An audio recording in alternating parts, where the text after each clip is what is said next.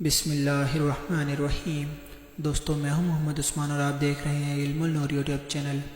دوستو آج کا واقعہ دل کو ہلا دینے والا بھی اور زندگی بدل دینے والا بھی واقعہ ہے۔ یہ واقعہ ہمیں یہ سکھاتا ہے کہ بعض اوقات ایک چھوٹا سا عمل انسان کو جنت کا حقدار بنا دیتا ہے۔ آئیے اس حیرت انگیز واقعے کی طرف چلتے ہیں۔ اس طرف جانے سے پہلے ہم آپ کو ایک گزارش کرنا چاہیں گے۔ آپ ہمارے چینل پہ آتے ہیں، صرف ویڈیوز دیکھ کے چلے جاتے ہیں۔ سپورٹ کریں، ہمیں سبسکرائب کریں تاکہ آپ کو یہ اسلامک واقعات والی ویڈیوز ملتی رہیں۔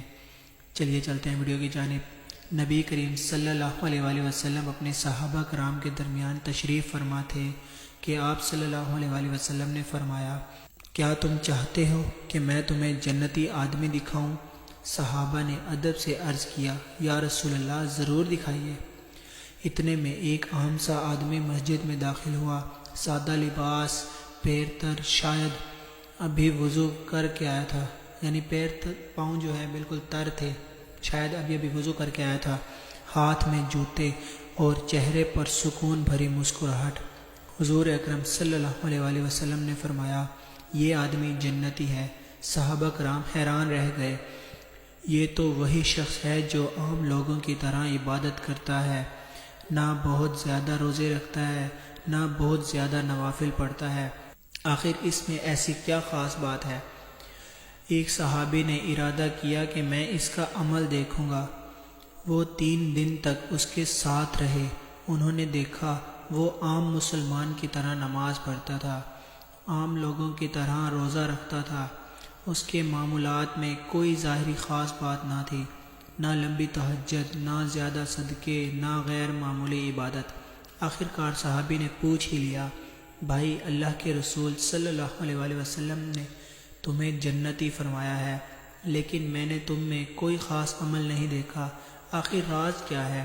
وہ آدمی ہلکی سی مسکراہٹ کے ساتھ بولا، میرا کوئی خاص عمل نہیں، بس ایک بات ہے، میں ہر رات سونے سے پہلے اپنے دل سے ہر شخص کے لیے حسد، بغض، کینہ اور نفرت نکال دیتا ہوں۔ میں کسی سے دشمنی نہیں رکھتا، کسی کے لیے برا نہیں چاہتا، دل ہمیشہ صاف رکھ کر سوتا ہوں۔ یہ سن کر صحابی نے کہا، بس یہی وہ عمل ہے جس کی وجہ سے تم جنت کے حقدار بن گئے ہو۔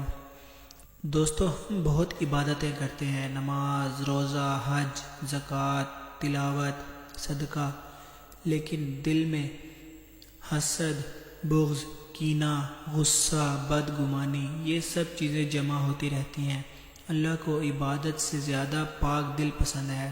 قرآن مجید میں ارشاد ہے، جس دن نہ مال فائدہ دے گا نہ اولاد، بس وہی دل کام آئے گا جو پاک ہو۔ اس واقعے کا پیغام یہ ہے، یہ واقعہ ہمیں 3 اہم سبق دیتا ہے۔ نمبر 1، دوسروں کے لیے دل صاف رکھو۔ نمبر 2، سونے سے پہلے سب کو معاف کر کے سویا کرو۔ نمبر 3، دل کی صفائی اللہ کے نزدیک بڑی عبادت ہے۔ شاید ہماری بھی نجات نمازوں یا روزوں سے نہیں بلکہ دل کی پاکیزگی سے ہو جائے۔ آخر میں آپ کو ایک پیغام دینا چاہوں گا۔ دوستو اگر آپ چاہتے ہیں کہ اللہ آپ سے راضی ہو جائے تو ہر رات سونے سے پہلے ایک کام ضرور کریں، سب کو دل سے معاف کر دیں۔ شاید یہی عمل آپ کو بھی جنت کا حقدار بنا دے۔ دوستو اگر آپ کو ہمارا یہ آج کا واقعہ اچھا لگا تو ہمارے چینل کو سبسکرائب کریں۔ ملتے ہیں اگلی ایک اور سنتوں بھرے بیان کے ساتھ، ویڈیو کے ساتھ، تب تک کے لیے اللہ حافظ۔